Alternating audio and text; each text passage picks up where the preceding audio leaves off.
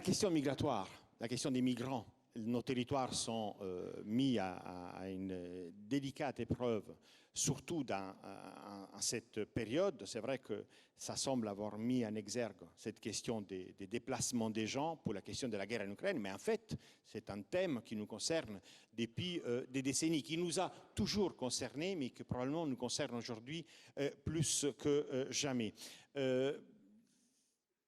L'eurodéputé M. Carême, qui est là en face de moi, qui vient d'arriver, est probablement la première personne que j'aurais souhaité interpeller, mais pour une raison particulière, bonjour, pour la raison que cette question concerne ou pas l'Union européenne. C'est vrai qu'un des grands thèmes qu'on a eu pendant le Covid, avant le Covid, à la crise migratoire en 2015, le traité de Dublin, finalement, c'est des territoires très précis qui sont mis à dure épreuve.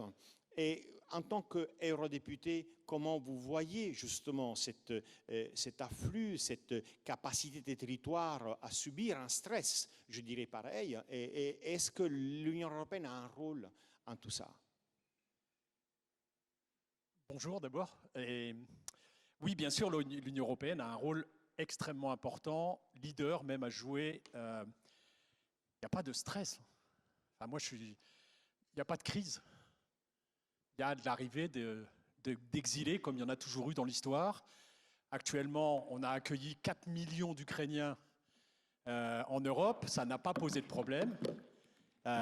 Et on s'offusque devant quelques milliers qui arrivent à la frontière entre le Biélarus et la Pologne au mois de novembre dernier, alors qu'ils étaient 5 ou 6 000. Et on parle de guerre hybride au niveau européen avec ces personnes qui sont présentes. Donc forcément que c'est une question européenne, parce que l'Europe a décidé de s'unir sur ces questions-là, de mettre en place un certain nombre d'agences, notamment l'agence Frontex pour garder ses frontières extérieures, un certain nombre de règlements, de directives, notamment le règlement de Dublin. Et force est de constater que c'est un échec depuis toujours. On en a fait le constat il n'y a pas longtemps au Parlement européen avec un rapport d'initiative. Vous savez, les députés s'autosaisissent, puisqu'on n'a pas le pouvoir de proposer des textes, s'autosaisissent des questions qui vont arriver par la Commission européenne sur le règlement de Dublin, donc cette responsabilité qui incombe au premier pays d'entrée dans l'Europe d'examiner les demandes d'asile et qui fait en sorte qu'aujourd'hui, on a ces camps innommables en Grèce et qu'on a en Italie, qu'on a en Espagne, des arrivées importantes de personnes qui sont trop importantes pour ces pays-là, pour les gérer correctement et accueillir correctement ces personnes-là. J'ai eu l'occasion d'aller le tester à Samos, en Grèce, il y a 2 ans maintenant, et sur un lieu qui était prévu pour 600 personnes, ils étaient 6 000 autour. Et moi, je refuse aussi qu'on parle de situation illégale, d'entrée illégale, parce que forcément, ces personnes-là, quand elles arrivent en Europe, elles n'ont pas été demandées un visa dans leur ambassade ou dans l'ambassade de Grèce, parce que c'est la guerre, parce qu'elles ont fui la guerre. Et j'ai notamment vu des Kurdes syriens qui venaient d'arriver, parce que la Turquie avait été bombardée, le Kurdistan syrien, donc ils venaient d'arriver en Grèce et qui allaient demander un rendez-vous pour déposer leur dossier de demande d'asile. On était en octobre 2019, ils avaient un rendez-vous en février 2021, uniquement pour examiner leur dossier de demande d'asile. Plus après l'examen de la demande, plus éventuellement, si l'asile est refusé, la période d'appel possible, vous vous rendez compte que pendant plus de 18 mois, ces personnes restent sans réponse, sans aucune possibilité de faire quoi que ce soit, parce qu'ils ne peuvent pas bouger, ils n'ont pas accès à de l'alimentation, ils n'ont pas accès à des sanitaires, ils n'ont pas accès à un minimum de ce qu'on doit donner à tout être humain pour qu'il reste en dignité. Et là, l'Europe est complètement défaillante. Et ce constat a été fait par les 3/4 des députés européens lors de l'adoption de ce rapport d'initiative il y a quelques mois, juste avant que la Commission nous présente son nouveau pacte asile, qui est une refonte donc de ce règlement de Dublin, mais qui n'a pas à retirer cette règle du premier pays d'entrée qui doit examiner la demande et donc qui va continuer à connaître ces crises. Crises qui aboutissent à 3000 morts, plus de 3000 morts en Méditerranée en 2021, soit plus qu'en 2020. Il y a aujourd'hui même des gens qui meurent dans la Manche parce qu'ils essayent de traverser le détroit du Pas-de-Calais là-bas dans des canaux de fortune parce qu'on les empêche de passer, etc. Donc on voit bien que ce renforcement de nos frontières et des gardes aux frontières, d'abord, n'empêche pas les personnes d'arriver parce qu'ils contournent les difficultés, mais qu'ils prennent des risques de plus en plus importants. Donc là aussi, en termes humanitaires, l'Europe est défaillante. Elle refuse d'organiser des corridors humanitaires pour organiser ces départs-là. Je tiens à rappeler, comme le dit l'Organisation internationale des migrations, que 87% des migrations se font dans les pays alentours.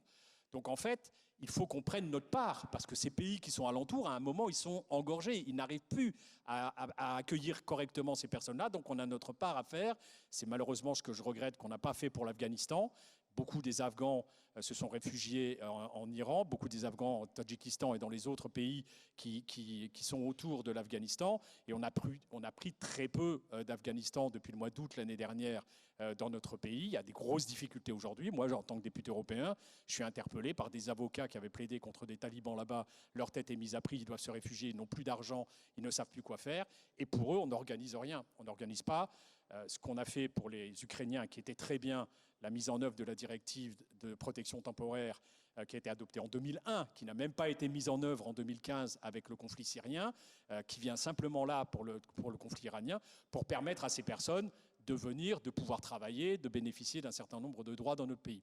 Donc l'Europe, oui, doit se reprendre en main et refaire les choses. C'est compliqué, les négociations sont en cours aujourd'hui sur ces règlements-là.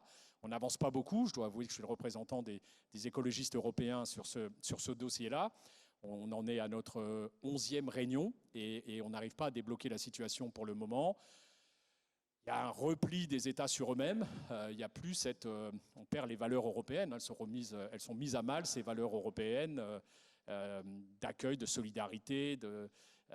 Voilà. Or, aujourd'hui, les chiffres nous montrent qu'on a presque un solde négatif migratoire quand on voit les personnes. Alors, il y a certains pays même, entre la différence de naissance et de décès aujourd'hui, c'est la migration qui leur permet de garder leur population, sinon elle baisserait les populations.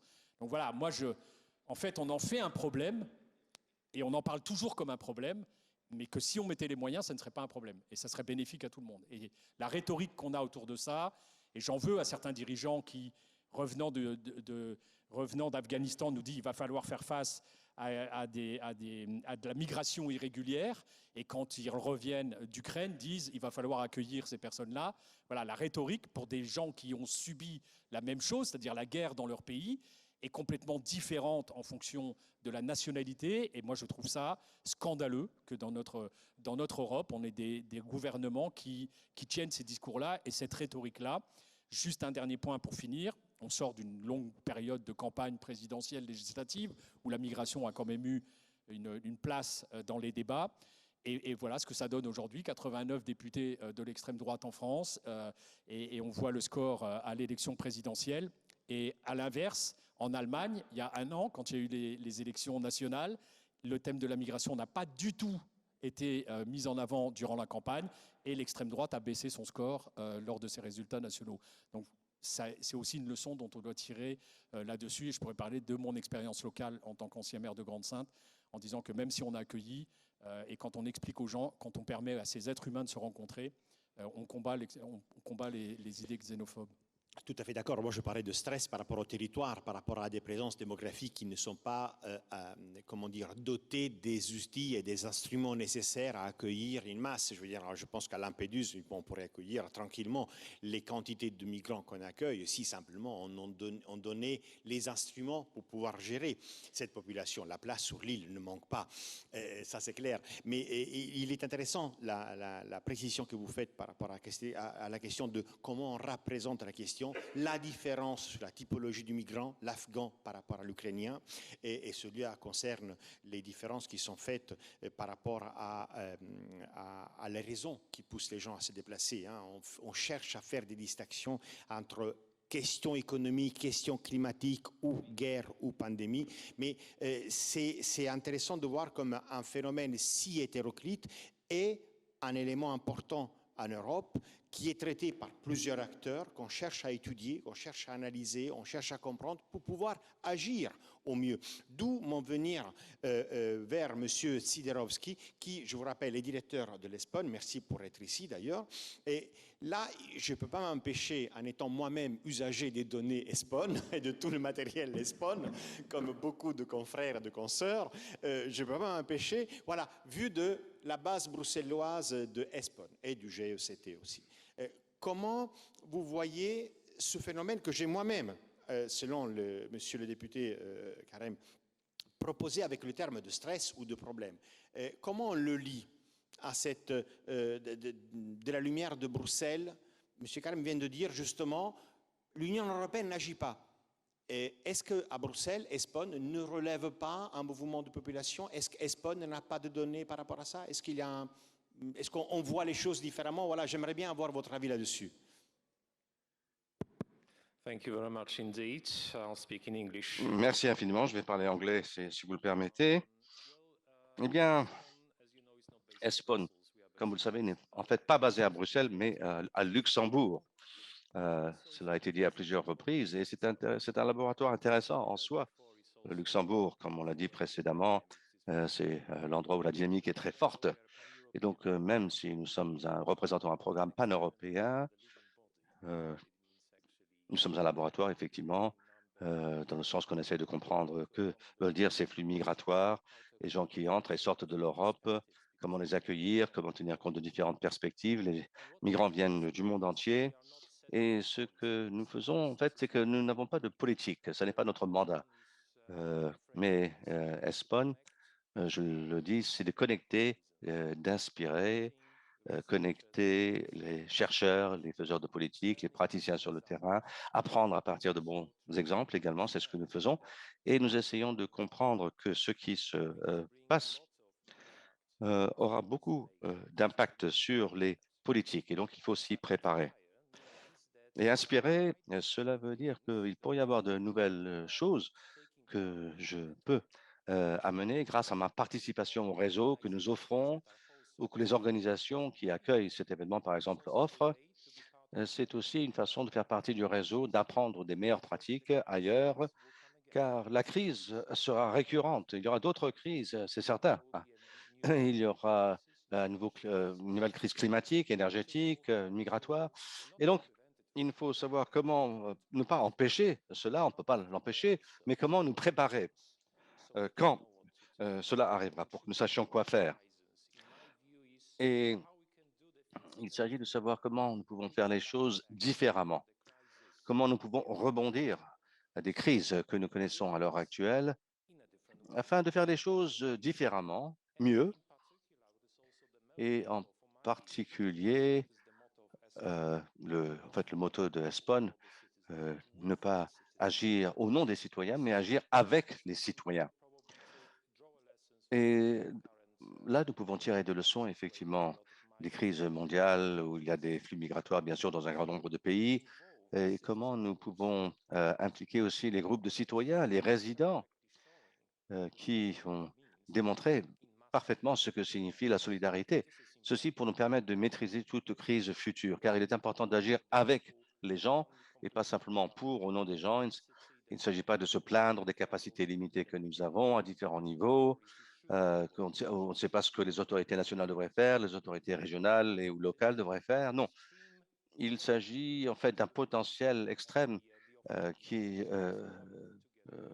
repose dans les gens même et les autorités. Il faut essayer de combiner tout cela. Très intéressant le fait que, merci beaucoup d'ailleurs, le fait que vous parlez justement d'inspirer, learning by doing, of course, too. And j'étais aussi intéressé par le fait de faire, vous parlez presque comme quelqu'un qui s'occupe, enfin c'est le même langage, la même déclinaison quand on fait de la coopération à niveau international. On parle souvent de ne plus faire pour les gens, mais faire avec les gens.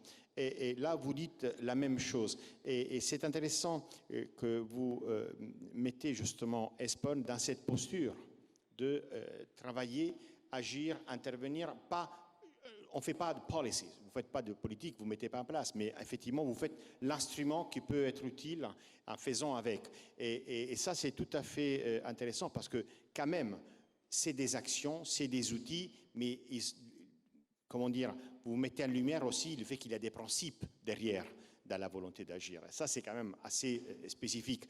Et tout ça, j'aimerais bien maintenant le caler à l'intérieur de deux territoires pluriels. Et je trouve que ça serait tout à fait intéressant de partir par un territoire de frontières qui n'est pas si loin que ça d'ailleurs à un niveau français, parce qu'on parle d'une frontière franco-espagnole. Et c'est pour cela que je suis ravi d'avoir avec nous Marianne Elorza. Et ça, je suis sûr que ça vous intéresse, ça vous parle beaucoup, parce que vous-même, comme représentante de votre collectivité à niveau de relations internationales, vous savez que vous avez fait un accord avec l'autre côté de la frontière par rapport à l'accueil des migrants. Donc là, vous avez voulu mettre en place un accord transfrontalier sur la gestion des migrants, alors qu'on pense que la gestion des migrants est toujours une affaire d'État sur des situations de crise. Là, deux collectivités transfrontalières ont signé un accord sur ça. Vous pouvez nous en dire un peu plus? Volontiers. Tout d'abord, bon après-midi. Et je voulais souligner tout d'abord, je pense que l'affaire de la question migratoire est une question qui concerne tous les niveaux de gouvernement. État, Union européenne, gouvernements régionaux, gouvernements locaux. Pourquoi? Parce que c'est chez nous, c'est chez les régions, c'est dans des villes que les migrants vont s'intégrer, vont faire leur vie. C'est nos voisins. Et donc, c'est à nous aussi de donner une réponse et de faciliter l'accueil et l'intégration de personnes qui viennent chez nous. Dans notre territoire, en Pays Basque, on reçoit d'un côté des migrants ou des personnes qui ont besoin de protection ou des mineurs non accompagnés qui ont comme destination le Pays Basque et qui restent chez nous pour un bout de temps ou pour toute une vie. Mais on a aussi, en tant que territoire transfrontalier, des migrants qui sont des passages et qui sont dans un parcours migratoire qui continue au-delà de la frontière, de la vieille frontière franco-espagnole. Ces gens-là, quand ils arrivent en détresse, souvent après des parcours migratoires qui ont débuté des mois, voire des années avant. Ils arrivent souvent fatigués physiquement, mentalement. On a des femmes enceintes, on a des personnes qui voyagent avec des enfants. Et nous, on a décidé en tant que gouvernement et en tant que société, je dirais, que l'on doit essayer de réduire la souffrance et les risques qui encourent ces personnes et qu'on doit essayer de leur apporter un traitement digne. Et heureusement, nos voisins, la communauté d'agglomération Pays Basque pense la même chose. Et donc, ce qu'on a approuvé, ce n'est pas un accord, mais c'est une déclaration commune en mars de cette année-ci, pour tout d'abord exprimer notre engagement humanitaire envers ces personnes qui sont porteuses et titulaires de droits. Aussi pour laisser en évidence aussi notre volonté d'agir.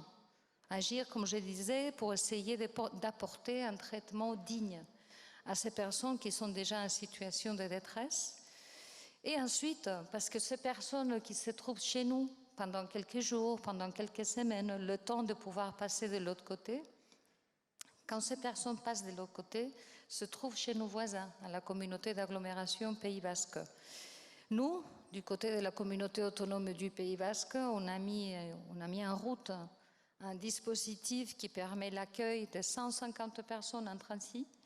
C'est un dispositif financé 100% par les institutions basques qui vient renforcer les dispositifs que l'État, qui est le gestionnaire du refuge, sur place.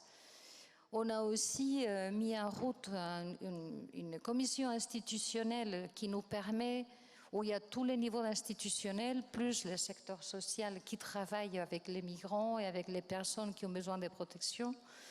Et ensemble, on a dessiné des plans de contingence, des plans d'urgence pour faire face à les flux accrus des personnes migrantes.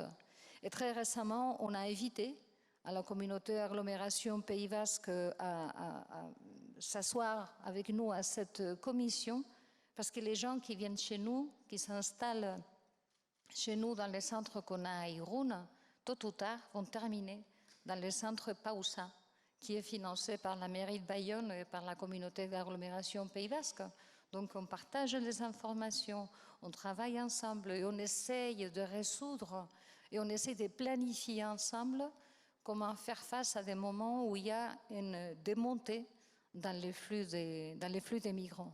Parce qu'on assiste malheureusement, et ce week-end, on devait malheureusement rappeler que 9 personnes sont mortes en essayant de traverser la Bidasoa, qui est la rivière qui sépare la France et l'Espagne. Merci beaucoup. C'est intéressant de savoir comme dans ce cas-là, la frontière est un élément de ressource, une opportunité. Vous travaillez avec vos collègues de l'autre côté de la frontière. Il y a des frontières où il y a le vide, entre guillemets, de l'autre côté, ou pire, on paye pour gérer son propre problème. Je pense à la frontière italienne avec l'Afrique du Nord, où l'accord avec l'autre côté, c'est de garder chez toi. Et ça, c'est quand même intéressant, cette vision différente d'un transfrontalière interne à l'Europe ou extérieur à l'Europe, que je pense qu'il faudra considérer. Mais encore une fois, je trouve que vous nous donnez l'exemple de l'intelligence du territoire transfrontalier. Dans ce cas-là, comment agir par rapport à une demande, une nécessité précise. Et ça, c'est tout à fait intéressant.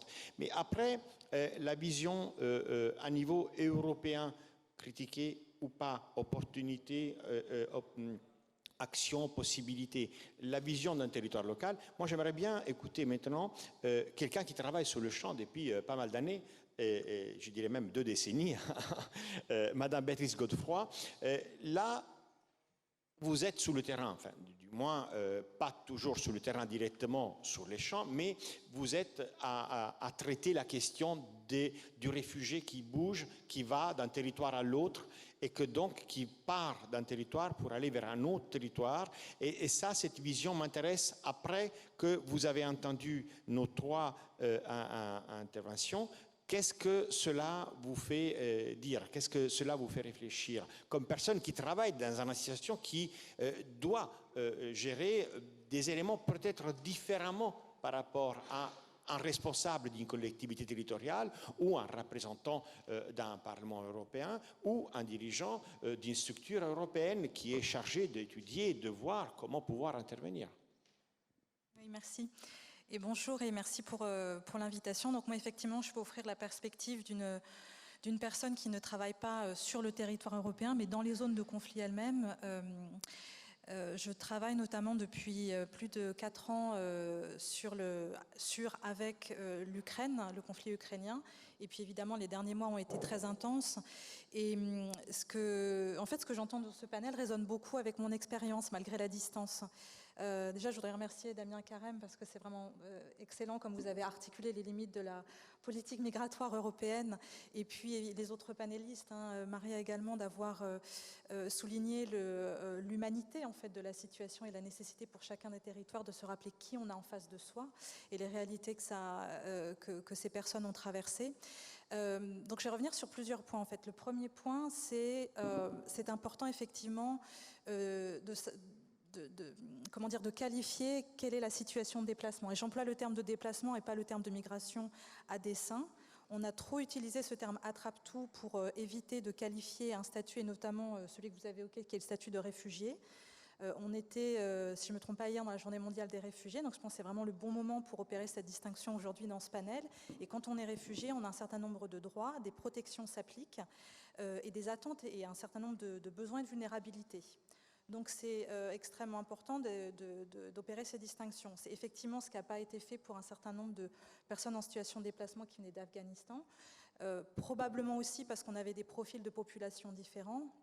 En Ukraine, aujourd'hui, on a une très très large majorité de femmes, d'enfants et de personnes âgées, puisque la loi martiale empêche les hommes en âge de combattre de sortir du pays. En Afghanistan, au moins avant l'été 2021, on avait une large majorité d'hommes. Et des hommes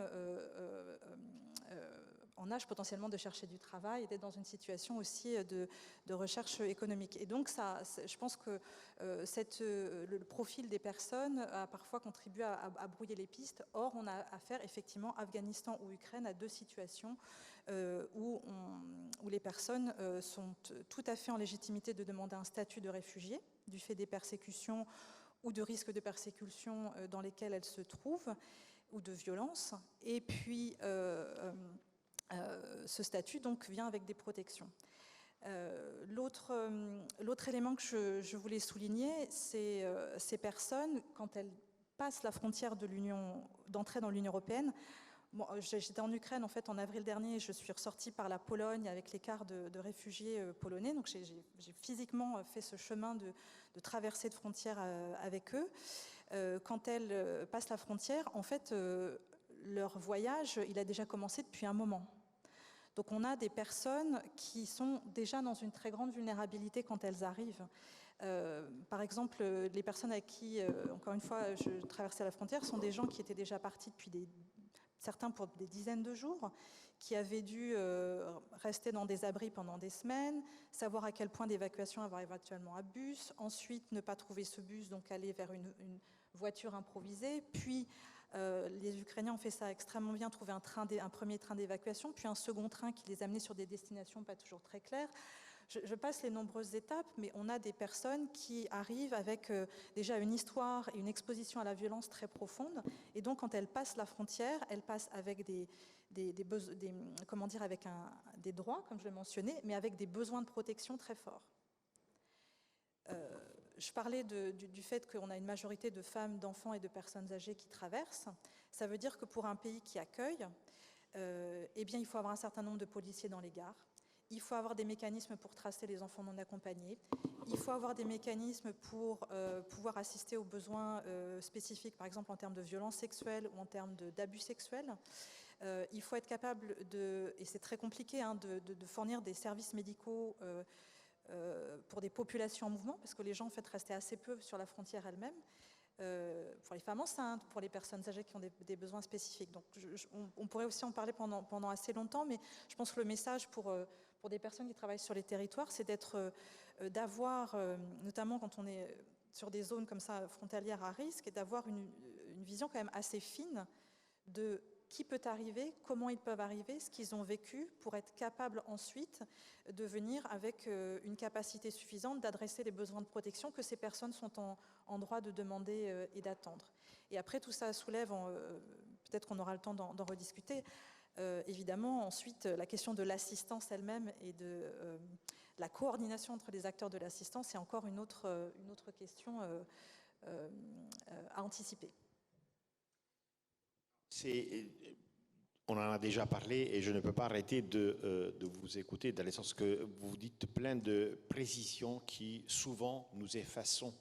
Et je pense que la question qui vous soulevez par rapport à la typologie différente, aux besoins différents, au statut même différent, nous on est habitués à définir le migrant comme si c'était le citoyen d'un pays, la République des migrants, qui se déplace de la République du migrant et va en France, et va en Italie, etc. Le migrant étant évidemment autre, assez sale, désagréable, on ne veut pas, etc. Il y a une définition qui est vraiment négativisée, même chez les plus gentils, comme quoi, voilà, vous l'avez dit, ce n'est pas un problème.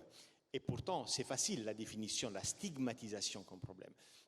Vous nous interpellez sur une question plus importante. Si on veut répondre à ces différentes typologies de personnes, on doit quand même être capable de comprendre ce qu'ils ont traversé, différents voyages selon l'origine, qui sont, quelles raisons, quels besoins, quelles nécessités. Donc d'emblée, ce qu'on va avoir à la frontière de Lampedusa ne va pas forcément être la même chose qu'on va avoir à la frontière avec Calais ou je ne sais pas quoi. Mais comme action publique, comme machine, évidemment, interpelle à différents échelons, locaux autant que nationaux, autant qu'européens, sur comment appréhender, puis-je l'appeler question, des migrants qui ne sont pas une population, mais des profils très différents qui nous oblige à nous interroger sur des nécessités et des manières d'agir. Je résume, mais c'est ce qui m'a interpellé le plus. Alors évidemment qu'à ce moment-là, je ne peux pas regarder, je peux vous définir ma consoeur, puisqu'on est tous les deux des collègues de géographie, etc. Mais vous avez été sur le champ, là, concrètement, et quand on en a parlé auparavant, vous me dites, justement, il y a des situations de villes de frontières qui sont un peu laissés à eux-mêmes par rapport à cette question, à cette présence. Il y a des noms qui retentissent dans nos têtes. Évidemment, quand on dit Calais, on ne pense plus à Coluche. On pense malheureusement à la question migratoire. Si vous ne connaissez pas la gag de Coluche, je me la suis racontée à moi-même, alors, évidemment. Mais on pense malheureusement à un élément, là aussi, qui négativise la question de Calais. On n'en parle même pas, quand vous dites Lampedusa en Italie, on négativise le concept de Lampedusa, on désormais comme point d'accueil. J'aimerais bien savoir ce que vous avez pu voir sur le territoire de ces villes de frontières sur lesquelles je sais que vous avez un avis assez précis. Merci à la Motte, à Jean Perroni, toute l'équipe pour l'organisation du forum et à tous les intervenants de la table. Oui, effectivement, je suis allée à Calais récemment. Et depuis que j'y suis allée, en compagnie de personnes qui avaient, entre guillemets, l'habitude des situations difficiles, Briançon, Nice, etc., en fait, je ne suis plus tout à fait la même. Et je pense que vous devriez tous aller à Calais aujourd'hui pour comprendre à quel point, en fait, nous sommes, en tant que société, dans l'impasse de l'acharnement contre un problème que nous nous sommes construits et qui nous poursuit au-delà de ce que nous avions pu imaginer, puisque c'est avec de l'argent public que l'on détruit les tentes des personnes qui cherchent le refuge toutes les 48 heures, que l'on vole leurs affaires, que l'on met des gros blocs de pierres sur les chemins d'accès à leur campement où les personnes solidaires viennent leur apporter à manger chaud, mais pour qu'ils ne puissent pas justement bénéficier de ce repas chaud assis quelque part qui soit un temps soit peu chez eux et qu'ils soient obligés de rapporter l'assiette et qui va refroidir le temps du trajet ou alors de manger debout devant le camion. Et si les solidaires donc ne peuvent même plus se garer à proximité des lieux de vie, entre guillemets, on n'est plus dans les bassins de vie, tout est fait pour qu'ils se garent un petit peu à côté et qu'à ce moment-là, la police municipale intervienne et leur mette une contravention.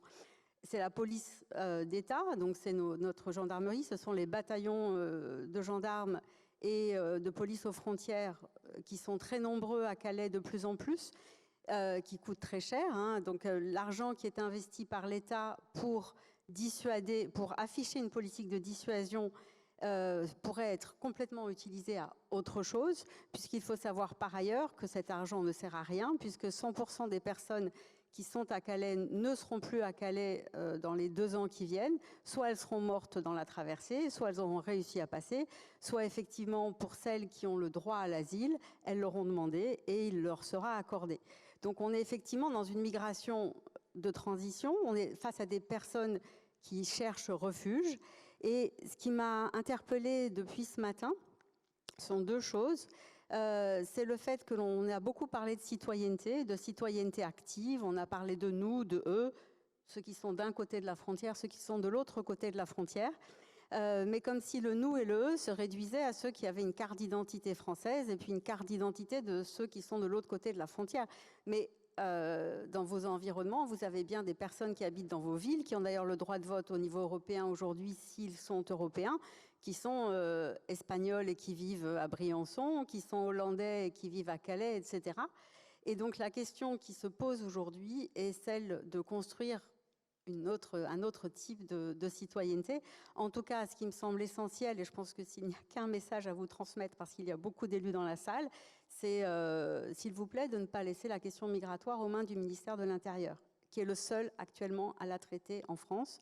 Alors que, effectivement, la question des frontières, elle est multidimensionnelle. Le deuxième message, et après je rendrai le micro, et vous m'excuserez si je suis un peu vindicative, mais je crois que je n'ai pas à m'excuser de l'être au vu de ce qui se passe là-bas. Ce qui se passe à nos portes aussi, mais on le voit moins, hein, Porte de la Chapelle, c'est la même chose. Et il y a de nombreux territoires de l'agglomération parisienne où les mêmes choses sont récurrentes. Ce qui se passe aussi, Ce que je voudrais dire, c'est qu'en fait, on nous raconte une histoire de crise. Qu'est-ce que ça veut dire crise? Ça veut dire rupture. Edgar Morin, qui n'est pas un révolutionnaire, en 1976, nous avait déjà parlé de crise. Il avait dit « La crise nous pose problème parce qu'elle nous met devant une forme de béance. Béance par rapport à nos références et béance par rapport à nos savoirs. On ne sait pas penser la crise, donc il faut la penser ensemble pour effectivement, si on considère qu'il y a eu crise, fabriquer ce qu'on appelle de la résilience. » Mais ce que fait une crise, c'est qu'elle remet en cause des modèles, c'est qu'elle nous oblige à changer, à nous adapter. Elle nous oblige surtout et d'abord à questionner nos valeurs et à affirmer des valeurs. Alors, à supposer qu'il y ait une crise, qu'il y ait des crises, on est effectivement face au recours constant à ce mot qui n'en est pas forcément... qui n'est pas forcément le meilleur pour décrire la réalité actuelle, qui est certes faite d'incertitudes, qui est faite d'une accélération et d'une globalisation des problèmes, mais on a une lecture en termes de crise qui n'existait pas auparavant. Des guerres, il y en a toujours eu. C'est peut-être parce que pendant 10 ans, on les a moins vues, que tout à coup, on est saisi de terreur à les voir revenir s'approcher. Mais M. Descoster l'a dit très bien ce matin, en fait, on a peur et donc on accepte l'Europe aux frontières extérieures, mais on ne se rend pas très bien compte de ce qui s'y passe et on vote contre l'Europe aux frontières intérieures sans se rendre compte que les choses sont liées. Donc, puisqu'on est sur une table ronde sur les crises, je voudrais peut-être aussi qu'on module cette question-là, ou en tout cas qu'on se dise bien de quelle crise il s'agit. En 2015, on a assisté à la faillite de nos politiques migratoires. On a effectivement vu qu'on était face à une crise totale de l'accueil, mais certainement pas face à une crise migratoire. On était juste face à une guerre, des problèmes, des famines, etc. Il va y en avoir à l'avenir. Et si nous ne voulons pas les traiter en tant que crise, eh bien, il va falloir construire d'autres schémas d'action collective et d'action publique sur le long terme. Et c'est le message que j'avais à apporter aujourd'hui. Tout à fait, très bien. Et comme on dit, hein, il y avait un collègue qui disait justement, la question des migrations, des flux migratoires en géographie, ce n'est pas une question en soi. Depuis toujours, les gens bougent et on n'a pas compris pourquoi ils bougent. Donc, finalement, se trouver à dire en reflet, il y a une raison, vous avez raison. Ce n'est pas une raison. On a eu des crises différentes et on les a appelées crises. Parce que justement, comme vous avez justement cité l'immortel Edgar Morin, ça nous laisse comme ça, bouche bée un peu face à cette réflexion. Et c'est vrai que la question des migrants ou des déplacements des gens qui fuient pour une guerre ou pour une autre question, c'est pas fuir une crise, une guerre. Les gens se déplacent pour toute une série de raisons. Aujourd'hui, le territoire européen, vous l'avez justement dit, devrait s'interroger sur qui sont ces citoyens en général. Qu'est-ce que ça veut dire être citoyen? Parce que cela nous oblige à réfléchir sur le citoyen qu'aujourd'hui nous appelons migrant. Le migrant qu'auparavant était le Roumain qui venait en Italie et qu'aujourd'hui est simplement un citoyen européen qui vient en Italie ou vice-versa. Donc, c'est plein d'interrogations. Je suis ravi que vous avez mis autant de viande sur le feu. Et d'ailleurs, je vois encore une question, mais si vous avez des questions dans la salle, n'hésitez pas. Je sais que la question, l'argument est souvent pesant. Mais c'est important et c'est peut-être important de lâcher aussi la parole. Et après avoir traité à ces différents niveaux, je trouve très opportun avoir parmi nous, elle n'est pas dernière pour une raison quelconque, elle est dernière parce que je trouve que ça va nous concrétiser dans notre réflexion. Parce que Gabriela Staszewicz est maire d'une commune polonaise à la frontière, mais pas à la frontière avec l'Ukraine. Elle est à la frontière du côté opposé, littéralement. Et ce qui est intéressant, vous l'entendrez, c'est que justement, elle, en tant que maire, justement, s'interroge sur le rôle des migrants. Les migrants qui passent, qui traversent la frontière, mais les migrants qui restent aussi. Les migrants qui viennent d'Ukraine, les migrants qui sont arrivés chez elle parce qu'ils arrivaient en Pologne, mais les migrants qui viennent d'un autre pays et qui arrivent en Pologne et après s'arrêtent justement. Comment, en tant que maire, après avoir entendu ces différentes positions, vous réagissez, surtout sachant quel est votre boulot chaque matin que vous allez au travail?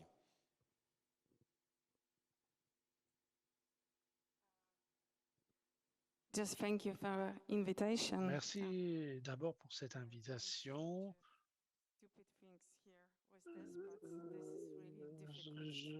Il est très difficile d'entendre avec cet appareil. À Szczecin, cette petite ville à la frontière de la Pologne et République tchèque, nous sommes de la même taille de ville des deux côtés de la frontière et nous n'avons pas beaucoup de migrants généralement.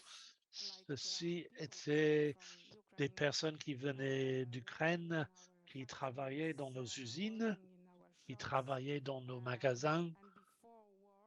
Et avant la guerre, c'était, je pense, une chose, 3, 4, 5% des migrants à Tchétchia. Pendant les premières semaines de la guerre, il y avait un grand nombre de personnes qui ont transité la frontière ukrainienne, mais aussi beaucoup de personnes qui venaient de Moldavie, de Roumanie, Slovaquie, Hongrie, pour venir en Tchétchène. Parce qu'on était la frontière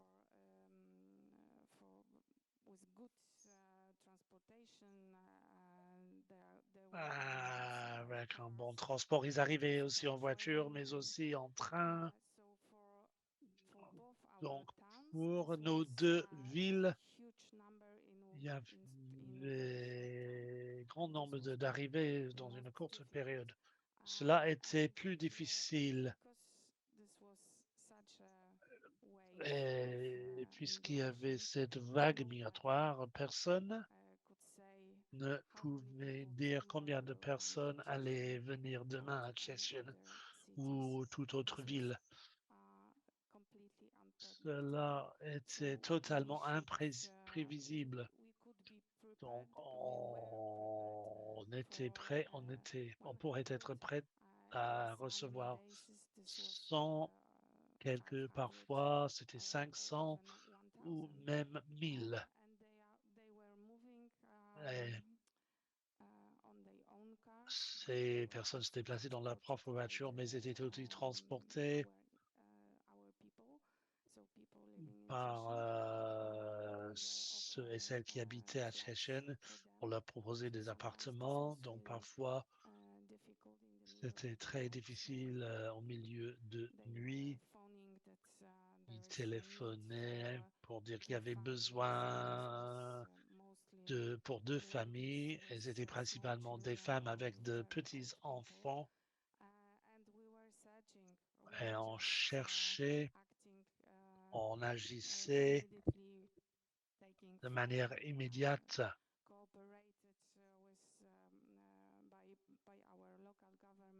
On coopère avec notre gouvernement local, avec des ONG et ainsi de suite.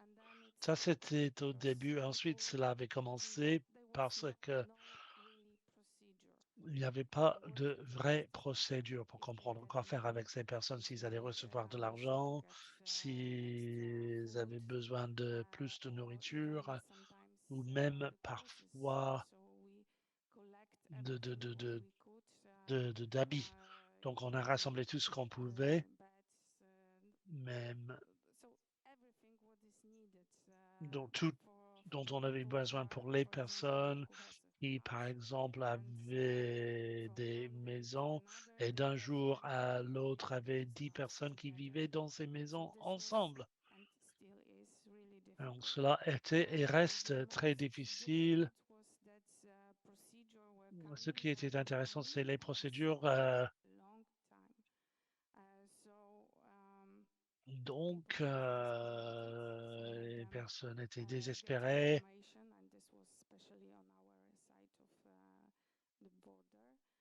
De l'autre côté de la frontière, et si quelqu'un venait d'Ukraine en Pologne, ils allaient recevoir un soutien. Sinon, non. Parce qu'il y avait deux types d'Ukrainiens qui venaient à travers la frontière. de Moldavie et à travers la frontière entre la Pologne et l'Ukraine. Donc, il était très difficile d'expliquer à ces personnes pourquoi on les traitait différemment, pourquoi ils étaient victimes de la guerre, qu'ils venaient dans le pays demander de l'aide et traités différemment. Heureusement, après quelques jours, cela avait changé, mais nous sommes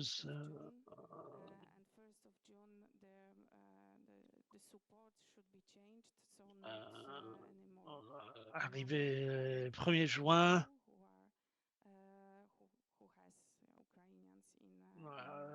Il n'y avait pas plus d'argent pour les personnes qui avaient des Ukrainiens dans leur maison, donc ils continuent à travailler sur les procédures, mais ce n'est pas suffisamment rapide, je suppose.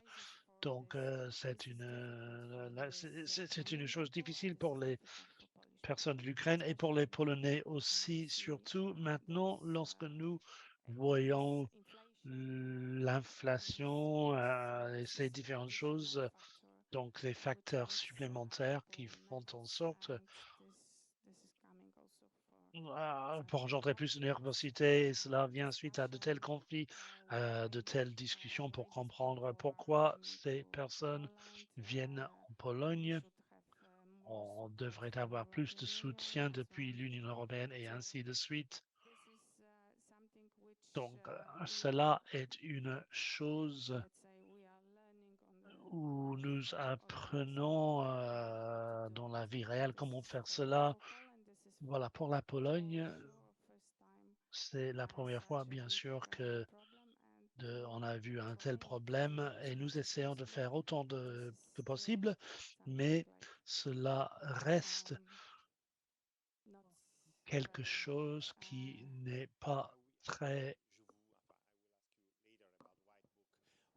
Je vais vous poser des questions plus tard sur le gouvernement au niveau local.